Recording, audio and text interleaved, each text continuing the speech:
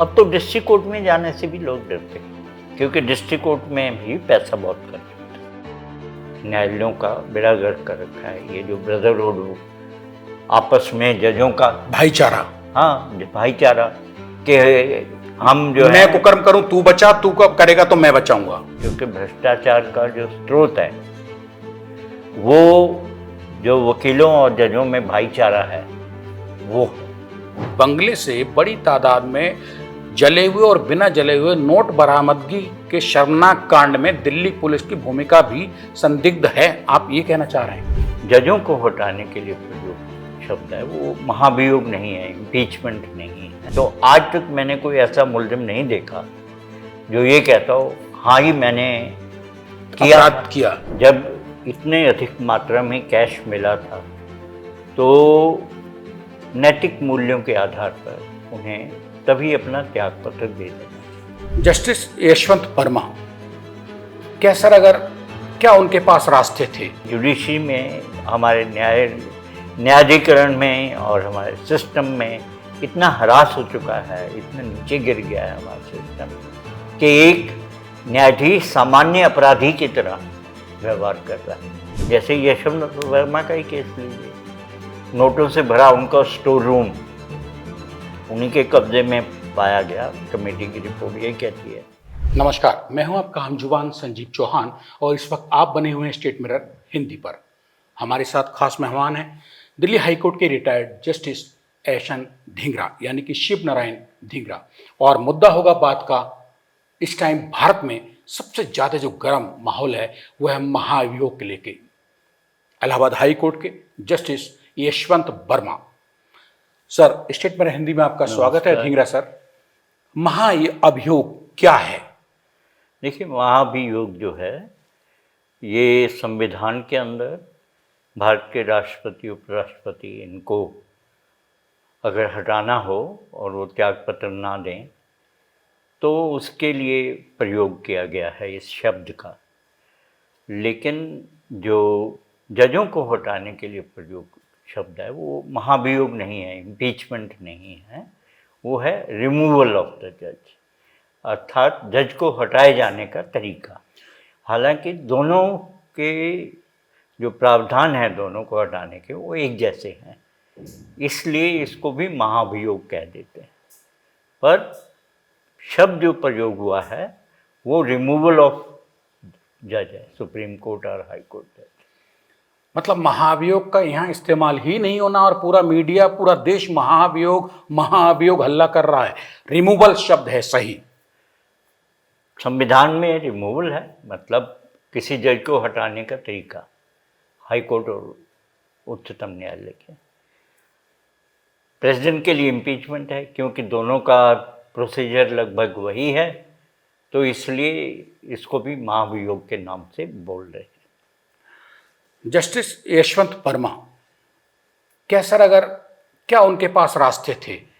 महाभियोग का सामना करना ही उनके पास एक रास्ता था, या फिर सर वो इस्तीफा देके बच सकते थे, या कोई और भी रास्ता था इन हालातों में जहां आप वो आ खड़े हुए हैं? देखिए, ये बड़े अफसोस की बात है कि हमारे देश के अंदर हमारी जो नैतिक मूल्य हैं वो रहे नहीं, गिर गए हैं। जब इतने अधिक मात्रा में कैश मिला था तो नैतिक मूल्यों के आधार पर उन्हें तभी अपना त्यागपत्र दे देना चाहिए था। उन्होंने अपनी रक्षा में ये डिफेंस लिया कि मेरा है ही नहीं, मेरा पैसा ही नहीं है। तो फिर उच्चतम न्यायालय ने कमेटी बनाई, उसने ये पाया, तथ्य दिए कि ये सारा पैसा जस्टिस वर्मा का ही था, जो जला, जो अध जला, जो वहाँ से हटा लिया गया। उसके बाद उन्होंने फिर इन्हें कहा, कमेटी सुप्रीम कोर्ट ने, कि भैया आपके सामने ऑप्शन है, आप त्यागपत्र दे दीजिए। इन्होंने कहा मैं तो त्यागपत्र नहीं दूंगा, ये गलत रिपोर्ट है, ये उचित नहीं है। तो चीफ जस्टिस ने ही रिकमेंड किया था कि अगर ये त्यागपत्र नहीं देते तो इनके ऊपर महाभियोग चलाया जाए, अर्थात उनको हटाने का रिमूवल की कार्रवाई शुरू की है। संवैधानिक तरीका जो है वो अपनाया जाए। जब उन्होंने त्यागपत्र नहीं दिया, एक तो उनको दिल्ली से इलाहाबाद वापस भेज भेजा दिया, गया। और दूसरा उनके लिए जो है पार्लियामेंट प्रेसिडेंट और उनको लिखा कि अब आप इनका हटाने का आरंभ कीजिए, संवैधानिक प्रक्रिया अमल में लाई जाए। आरंभ कीजिए, तरीका जो भी है। जस्टिस यशवंत वर्मा ने सर इस्तीफा नहीं दिया और महाभियोग की प्रक्रिया अभी प्रथम चरण में शुरू हो चुकी है। सवाल यह है कि सर ना तो वो इलाहाबाद हाई कोर्ट के रहे, और इलाहाबाद हाई कोर्ट में वापस तो जाने ही भेज दिए गए, लेकिन वहां भी बड़ा विरोध हुआ कि भाई हम ऐसे आदमी को अपने यहाँ क्यों लें, और दिल्ली हाई कोर्ट के वैसे भी नहीं रहे। ऐसे में एक फंसे हुए जस्टिस की मनोदशा क्या होगी, क्या सब चलता है? क्योंकि आप दिल्ली हाई कोर्ट के जस्टिस रहे हैं और आपके तमाम फैसले भारत आज भी अमल में ला रहा है। देखिए, ऐसा है, वो पहले दिल्ली उच्च न्यायालय के न्यायाधीश थे, यहाँ से उन्हें ट्रांसफ़र करके इलाहाबाद में भेज दिया, तो वर्तमान में वो इलाहाबाद उच्च न्यायालय के न्यायाधीश हैं और माने जाएंगे। ये तो कोई दो राय नहीं हो सकती कि वो इस समय इलाहाबाद उच्च न्यायालय के न्यायाधीश हैं, क्योंकि उनके घर से इतना पैसा रिकवर हुआ था, तो ये निर्णय लिया गया कि इन्हें कोई काम ना दिया जाए।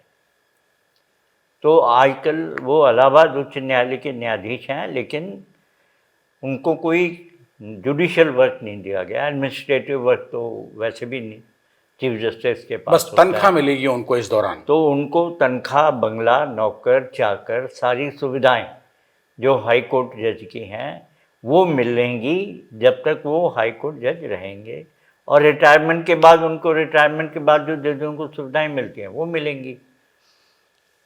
इस समय उनकी स्थिति, मानसिक स्थिति तो मैं कहाँ से बखान कर सकता हूँ, वही बता सकते हैं, लेकिन मेरा ये मानना है कि ये जुडिशरी में, हमारे न्यायाधिकरण में और हमारे सिस्टम में इतना हरास हो चुका है, इतना नीचे गिर गया है हमारा सिस्टम, कि एक न्यायाधीश सामान्य अपराधी की तरह व्यवहार कर रहा है। क्योंकि जिस तरह एक सामान्य अपराधी के घर से कुछ मिल जाए, कहता है नहीं नहीं नहीं नहीं ये मेरा नहीं है, फंसा दिया। तो वो जो है ना, वो एक गलत परंपरा शुरू हुई है कि न्यायाधीश, उच्च न्यायालय का न्यायाधीश एक सामान्य अपराधी की तरह हर चीज़ को डिनाई करके गलत है और अपने ओहदे पे टिका हुआ है। और नौबत महाभियोग यानी रिमूवल की कार्रवाई तक की आ गई। हाँ, ये संसद सदस्यों का विवेक है कि उन्होंने चीफ जस्टिस की बात मान करके महाभियोग शुरू कर दिया, लेकिन अभी महाभियोग का जो है नोटिस ही हुआ है, तो एक लंबी प्रक्रिया है। अब तक सर भारत में, आजाद भारत में कितने जस्टिस कुछ याद है आपको जिन पे महाभियोग लगाया गया और उनको रिमूव किया गया उस पद से? देखिए, रिमूव तो एक भी नहीं हुआ, लगाया 5 के ऊपर गया था। 5 के खिलाफ ये प्रक्रिया शुरू हुई थी, जिसमें लेटेस्ट जस्टिस दीपक मिश्रा के लिए नोटिस दिया था सांसदों ने। तो वो हमारे जो राज्यसभा के चेयरमैन हैं, उन्होंने ही एग्ज़ामिन करके कहा कि नोटिस उचित नहीं है, ये कोई केस नहीं बनता।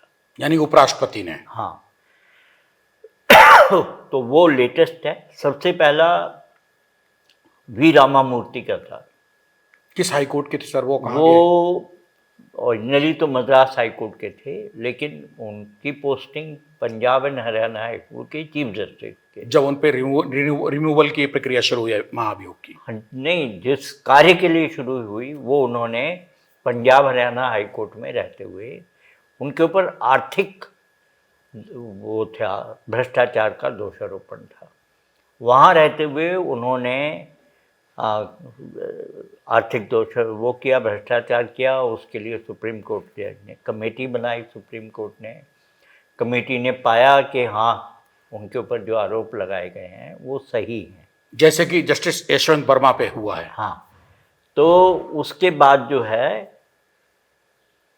उनका महाभियोग प्रक्रिया शुरू हुई, चली, लेकिन अंजाम तक नहीं पहुंची। उसमें वोटिंग के समय क्या हुआ, देखिए वो दक्षिण के थे और उस समय कांग्रेस में ज़्यादा संसद सदस्य दक्षिण के थे, तो कांग्रेस वहाँ उपस्थित रही लेकिन उसने वोटिंग में पार्टिसिपेट नहीं किया, वोटिंग में हिस्सा नहीं लिया। और रिमूवल या महाभियोग की उस कार्रवाई से अंत में जाके वो बच गए। हाँ, उनको जितने वोट चाहिए उन्हें हटाने के लिए वो नहीं मिले। वो नहीं मिले, क्योंकि महाभियोग के लिए ये ज़रूरी है कि जो उपस्थित सदस्य हैं उनके 2/3 सदस्य उनको हटाने के हक में वोट दें, और जितने वोट आए वो संसद की कुल सदस्य संख्या से 50% से फालतू हो। मतलब आप ये कहना चाहते हैं कि जस्टिस वर्मा, यशवंत वर्मा पे जो प्रक्रिया शुरू हुई है, इसको लेकर जिस तरीके से मीडिया में शोर मच रहा है और भारत में, ये कोई फायदा नहीं है जब तक कि बिल्कुल इसका अंजाम तक की रिपोर्ट या महाभियोग की प्रक्रिया ना पहुंच जाए। ऐसा नहीं है कि जस्टिस यशवंत वर्मा फंस गए बुरी तरीके से अब इसमें। देखिए, मैं इसको दूसरे दृष्टिकोण से देखता हूँ। मीडिया और जितने पत्रकार हैं, जितने अखबार हैं, वो जनता को सूचित ना ही देते हैं कि देखिए ये हुआ, इसके आगे ये प्रक्रिया है। जनमानस में एक चेतना पैदा करते हैं और वास्तविकता बताते हैं। उसका परिणाम क्या होगा ये जो है जानना मीडिया को भी नहीं पता कि क्या होगा। नहीं, अब आप ही ने सर इतना बड़ा बताया कि महाभियोग तो आजाद भारत में कहीं है ही नहीं, संविधान में रिमूवल है जस्टिस के लिए। लेकिन उसको नाम रिमूवल है, इम्पीचमेंट का शब्द प्रयोग करते हैं, लेकिन ये गहरी चीज है, ये बहुत अंदर की चीज है। ये सिर्फ नॉमेनक्लेचर के अंतर से जो कागज पे प्रक्रिया वही रहती है, प्रक्रिया नहीं बदलती। तो इसीलिए कह रहा हूँ कि महाभियोग जो है इसकी सफलता निर्भर करती है हमारे संसद सदस्यों के विवेक पर। सर 5 में एक तो आपने बताए थे मद्रास हाई कोर्ट वाले, ठीक है, उधर के साउथ के। दूसरे बताए पंजाब, हरियाणा पंजाब हाई कोर्ट के। ये वही हैं। अच्छा, ये वही हैं, ये वही हैं। अच्छा, इसके अलावा सर और कुछ 4 जो बताया मैंने, दीपक मिश्रा जी पे शुरू इनिशिएट किया था, नोटिस दिया, तो वो जो है राज्यसभा के सभापति यानी कि उपराष्ट्रपति ने एक्सेप्ट नहीं किया। बाकी 3 शायद सौमित्र सेन थे, एक 2 और थे, मुझे नाम नहीं याद आ रहा। उनमें से 2 ने तो इस्तीफा दे दिया पहले, और वो उस प्रक्रिया से वहां तक पहुंचने से बच गए। 2 या 3 ने ही इस्तीफा दे दिया। कुल मिला के सर जिस तरीके से महाभियोग इसका हुआ है उतना गलत है। बने तब जब अमल में आ जाए तब हुआ है। असल में ये हुआ है नहीं। महाभियोग ऐसी प्रक्रिया है जो बहुत कठिन है। किसी भी जज को, वो चाहे वो उसका भ्रष्टाचार सामने ही क्यों ना दिख रहा हो, जैसे यशवंत वर्मा का ही केस लीजिए, नोटों से भरा उनका स्टोर रूम उन्हीं के कब्जे में पाया गया। कमेटी की रिपोर्ट ये कहती है कि वो नोट किसी और के हो नहीं सकते थे, और करोड़ों के नोट जो है उनके स्टोर रूम में मिले। अब ये भ्रष्टाचार का ज्वलंत उदाहरण है कि एक जज के स्टोर रूम में कैश, करोड़ों की संख्या में कैश पड़ा है, और उसको अचानक किसी सर्किट के कारण या आग लगती है और दिल्ली फायर सर्विस वहां पहुंचती है, तब वो पता चलता है। अब ये इससे ज्वलंत उदाहरण भ्रष्टाचार का नहीं हो सकता। सर जस्टिस वर्मा थे, यशवंत वर्मा, तो ये लंबा चला महाभियोग और फलाना ढिमका इतना हो रहा है। लेकिन अगर ये कोई IAS IRS ऑफिसर होता तो अब तक तो वो उठा के धक्के दे के और जेल में भेज दिया जाता, बैन में डाल के, पुलिस की और ED।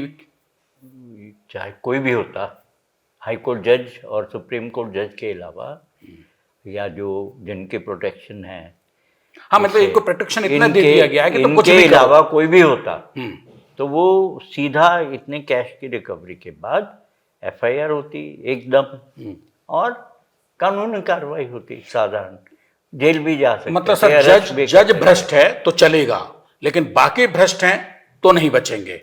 ये फर्क नहीं है सर ईमानदारी में और थे। क्रियाकलापों देखिए, में? हमारे संविधान निर्माताओं ने कानून ऐसा बना दिया, हाँ, तो संविधान निर्माता सर सही है, ऐसा तो थोड़ी है वो कुछ भी लिख गए जूते मारो किसी के और लोग खाते रहे, मतलब खास हैं। देखिए, उन्होंने हाई कोर्ट और सुप्रीम कोर्ट को खास ही बनाया। खास बनाया, उनका ये तर्क था कि इससे इनकी जुडिशियल इंडिपेंडेंस बरकरार रहेगी, मतलब न्यायिक स्वतंत्रता बरकरार रहेगी, इनको ये डर नहीं रहेगा। इसके ऊपर संविधान, मतलब संविधान ने तो सिर्फ ये लिखा, वो था उनके न्यायिक कार्यों के में भ्रष्टाचार के लिए। सुप्रीम कोर्ट ने एक जजमेंट दे करके उसको और आगे बढ़ा दिया कि किसी भी न्यायाधीश के खिलाफ हाई कोर्ट सुप्रीम कोर्ट के कोई एफआईआर दर्ज ही नहीं हो सकती बिना इजाज़त के सुप्रीम कोर्ट के। इजाजत क्यों देगा सर? जज को इजाजत देनी है, हाई कोर्ट को, सुप्रीम नहीं कोर्ट को, देनी जज के। चाहिए। अब ये जो है ना, ये ब्रदरहुड जो है, इसने पूरे हमारे न्यायिक सिस्टम का, पूरे न्यायालयों का बेड़ा गर्क कर रखा है। ये जो ब्रदरहुड आपस में जजों का, भाईचारा, हाँ, भाईचारा, कि हम जो मैं है, कुकर्म करूं तू बचा, तू करेगा तो मैं बचाऊंगा। ये भी है, मैं तुम्हारे बेटे को बनाऊं जज, तुम मेरे बेटे को बनाओ जज। अच्छा, ये भी हो रहा है सर? ये तो हो ही रहा है, ये कोलिजियम सिस्टम वही है कि मैं तुम्हारे बेटे को जज बना रहा हूँ, कल तुम जब चीफ जस्टिस बनो मेरे बेटे को जज तो सर ये बनाना। तो यही हो गया, ऐसे हो गया जैसे अंधा बांटे कि- रेवड़ी, बार बार अपने को दे। तो यही है भाई, हमारे यहाँ जुडिशियल अपॉइंटमेंट में बिल्कुल सही कहावत है कि अंधा बांटे रेवड़ी, मुड़ मुड़ अपने को दे। तो वही है। तो ये इसीलिए ये खुद को प्रोटेक्ट करते हैं। देखिए, आज एक का भ्रष्टाचार सामने आया, अगर उसमें एफआईआर दर्ज करने के आदेश दे देते हैं हमारे हाई कोर्ट सुप्रीम कोर्ट, तो एक दरवाज़ा खुलता, और उस दरवाजे के बाद में और लोगों के ऊपर भी ऐसी एफआईआर दर्ज हो सकती थी, और न्यायिक व्यवस्था में भ्रष्टाचार कम करने की ओर बढ़ पाते। देखिए, सिर्फ एक एफआईआर से न्यायिक व्यवस्था में भ्रष्टाचार कम नहीं होगा। मेरे हिसाब से उसके लिए तो पूरी न्यायिक व्यवस्था में आमूलचूल परिवर्तन करना होगा, क्योंकि भ्रष्टाचार का जो स्रोत है वो जो वकीलों और जजों में भाईचारा है वो है। वकील जो हैं जजों की तरफ से हर तरह के काम करते हैं, और जज वकीलों को ओबलाइज करने के लिए हर तरह के काम करते हाँ, वही फिर बात वहीं पलट के आ गई, ब्रदरहुड। हैं। ब्रदर, ये तू मुझे भाईचारा, खींच, मैं तुझे खींचूंगा, लेके आगे बढ़ते हैं दोनों। हाँ, ये भाईचारा जो है ये नेगेटिव भाईचारा। हाँ, तो इसीलिए न्याय के देवता की देहरी तक आम आदमी नहीं पहुंच पा रहा। हाई कोर्ट और सुप्रीम कोर्ट तक डिस्ट्रिक्ट कोर्ट का पिटा हुआ किसान नहीं पहुंचने की औकात रखता, क्योंकि उसके पास पैसा नहीं है। अब तो डिस्ट्रिक्ट कोर्ट में जाने से भी लोग डरते हैं, क्योंकि डिस्ट्रिक्ट कोर्ट में भी पैसा बहुत खर्च होता है।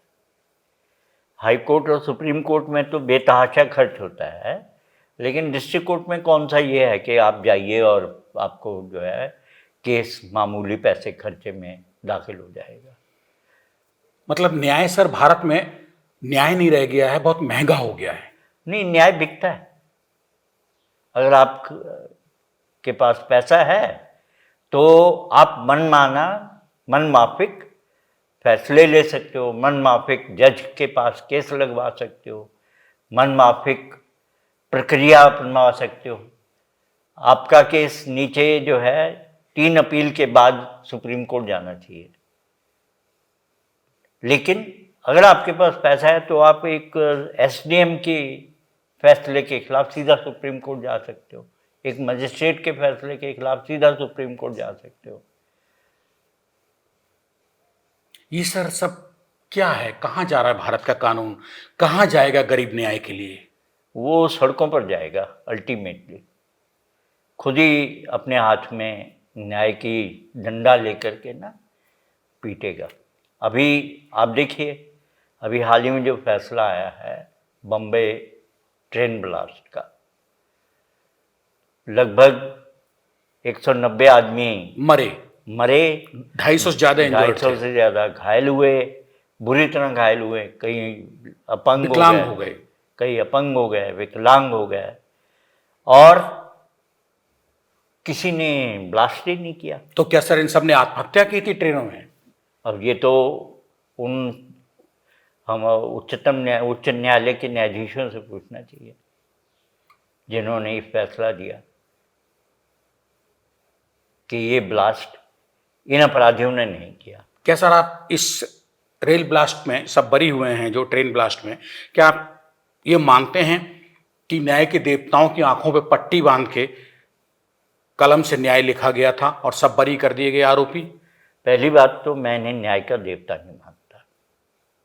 सर जिन्हें सब आप न्याय के देवता कहते हैं, ये साधारण न्यायाधीश, साधारण व्यक्ति हैं जिनके ऊपर अपने निजी स्वार्थ, अपने लोभ, मोह, अहंकार, सारी चीज़ें हावी रहती हैं। तो इसलिए आप इन्हें देवता कहते हैं कहिए, ये भी खुद को मीलॉर्ड कहलाना पसंद करते हैं कहीं, लेकिन मैं इन्हें वो साधारण व्यक्ति मानता हूँ जो अपने कॉन्टैक्ट से, अपने प्रभावों से, अपने सिफारिशों से हाई कोर्ट के जज बन जाते हैं। ये वो लोग होते हैं। सर आप भी तो दिल्ली हाई कोर्ट के जस्टिस इनको रहे इस हैं। बात का वो नहीं है कि जनता के साथ क्या हो रहा है, न्याय हो रहा है नहीं हो रहा है, जनता पिस रही है नहीं पिस रही है, इससे इनका कोई लेना देना नहीं। ट्रेन ब्लास्ट में सर सब बरी हो गए मुजरिम, क्या वजह रही होगी? तफ्तीश कमजोर रही या जज साहब कहीं दाएं बाएं हो देखिए, गए? जज साहब का जो मैंने पढ़ा है, उनका ये कहना है कि उन्होंने जो कन्फेशन, जो स्वीकारोक्ति मुलजिमों ने दी, वो टॉर्चर के अंदर दी। अब टॉर्चर की एविडेंस जो है उन मुलजिमों के बयान है। अब आप मुलजिमों के बयान को ज़्यादा अहमियत देते हो बजाय गवाहों के बयान के। तो आज तक मैंने कोई ऐसा मुलजिम नहीं देखा जो ये कहता हो हाँ ही मैंने अपराध किया। अभी तो आप यशवंत वर्मा को देख लो ना। हाँ, जस्टिस होके यशवंत वर्मा नहीं कह रहे हैं कि मेरे यशवंत घर, वर्मा को देख लो कि वो ये मान ही नहीं रहे कि ये मेरे पैसे थे, मेरे स्टोर में थे। तो सर 186 190 ट्रेन ब्लास्ट में मारने वाले मुजरिम क्यों इतने खतरनाक क्यों मानेंगे? वो क्यों मानेंगे कि हमने किया? यानी कि सर ये जज को देखना चाहिए हाई कोर्ट के जिसने सुनवाई की कि क्या है। हाँ। उसको अपनी आंख का पर्दा खोल के रखना चाहिए, आप यही कहना चाहते हैं? भाई, एक न्यायाधीश जो नीचे था जिसने ट्रायल की, उसने सब कुछ कंसिडर करके और सारी गवाहियों को देख करके उसने कहा कि ये जो इनका कन्फेशन था वो ठीक लिखा गया और जो एविडेंस थी वो पर्याप्त थी सजा के लिए। सजा के लिए। और उसने सजा कर दी। और उसने सजा कर दी। आप एक ही एविडेंस 10 जजों को दे दो, हर जज अलग अलग फैसला लिखता है।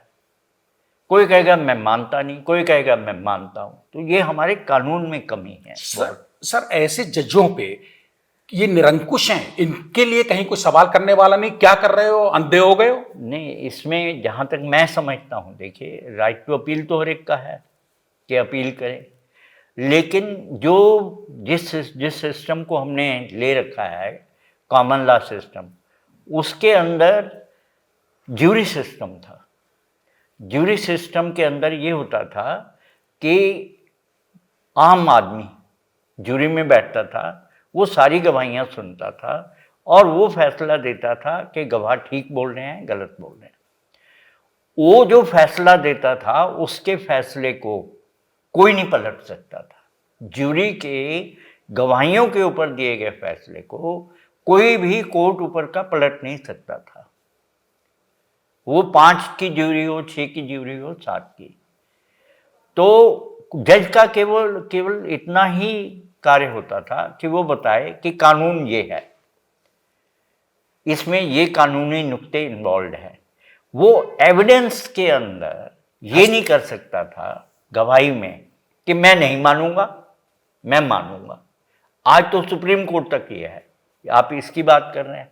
अभी सुप्रीम कोर्ट ने भी ऐसे फैसले दिए हैं जिसमें दिल्ली के अंदर ब्लास्ट हुए थे बसों में, सीरियल ब्लास्ट से सर वो हाँ, कई जगह, और उन्होंने जो है वो मुलजिमों को कि हम नहीं मानते, वो तो हाई कोर्ट से भी कन्विक्ट थे।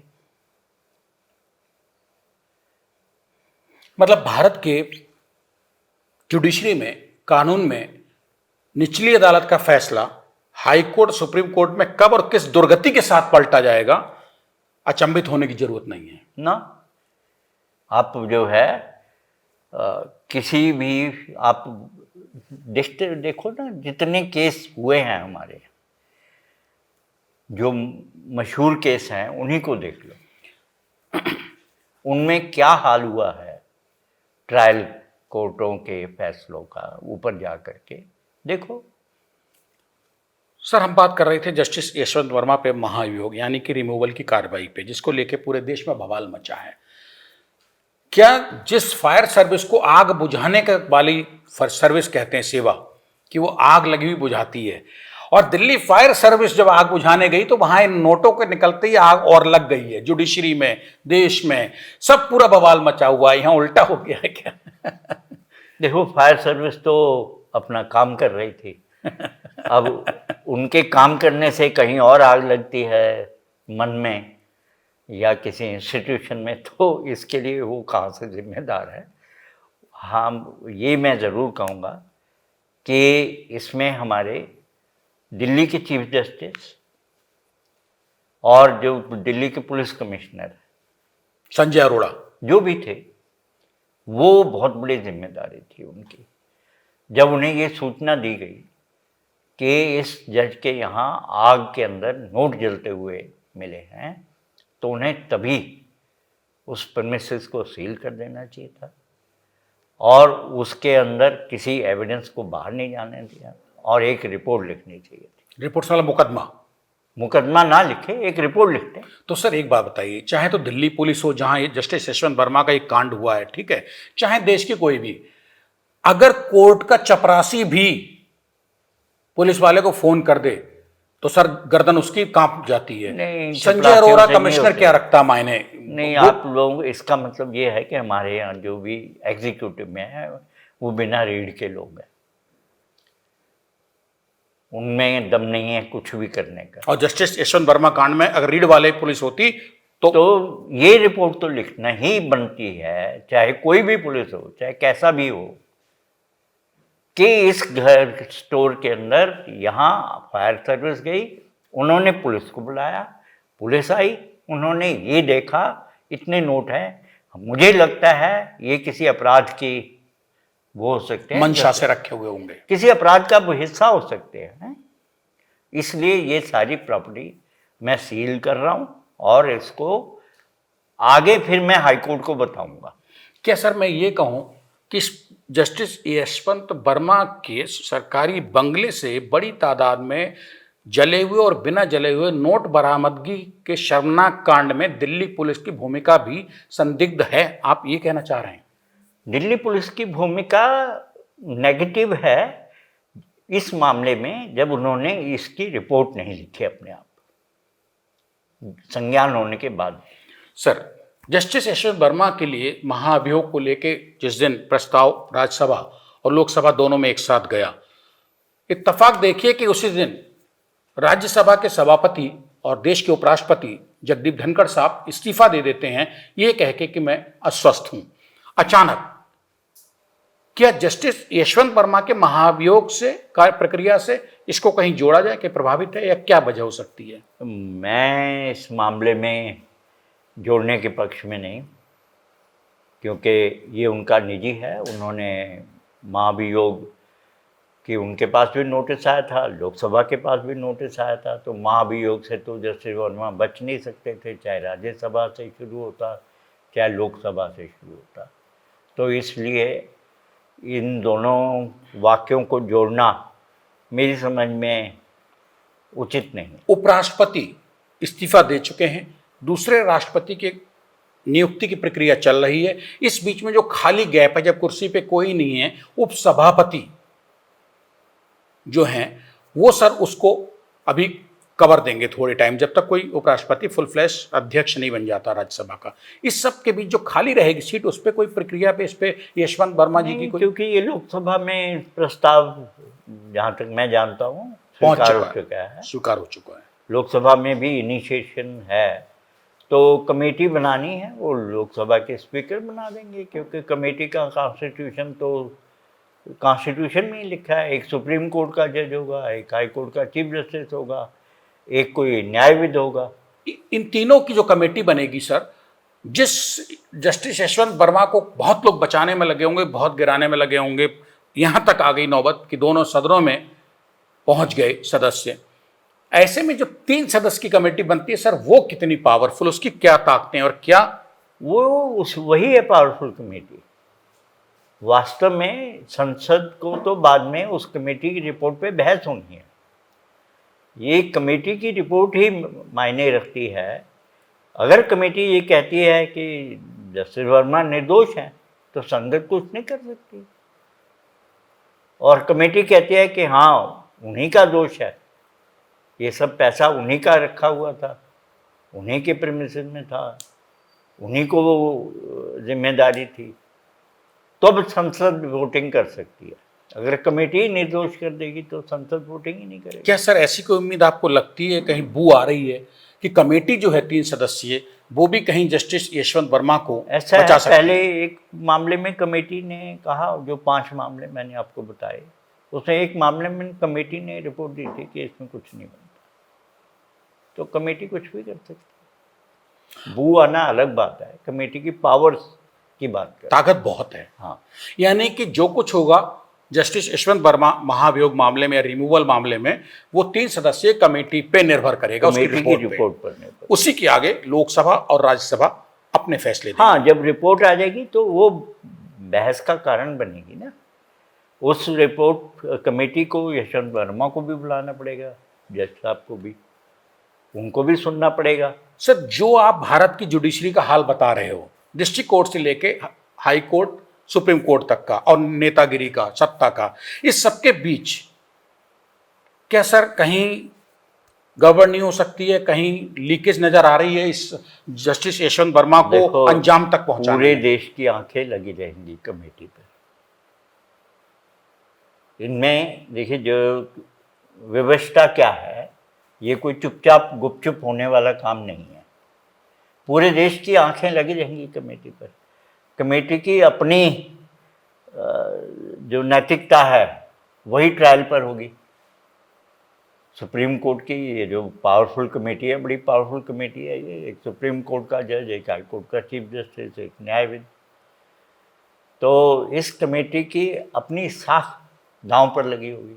मुझे नहीं लगता कि कमेटी कुछ ऐसा फैसला दे सकेगी जो तथ्यों से दूर हो, और वो भी जस्टिस यशवंत वर्मा की तरह तमाशा बन जाए। अब वो तो देखो रिपोर्ट के ऊपर निर्भर करता है। शुक्रिया सर, स्टेट में हिंदी से बात करने के लिए। थे दिल्ली हाईकोर्ट के रिटायर्ड जस्टिस यशवंत धिंगरा साहब, शिव नारायण धिंगरा साहब, जिन्होंने संसद पे हुए हमले में फांसी की सजा दी थी, और वो फांसी हुई भी। ये वही जस्टिस शिव नारायण धिंगरा है हमारे साथ स्टेट में हिंदी के साथ इस वक्त, जिन्होंने 1984 सिख विरोधी दंगों में सबसे पहले किशोरी लाल को पहली फांसी की सजा दी थी, वरना उससे पहले जितने भी मामले थे किसी में कोई सजा नहीं हो पाई थी। जस्टिस यशवंत धिंगरा साहब, शुक्रिया स्टेट में हिंदी से बात करने के लिए। धन्यवाद।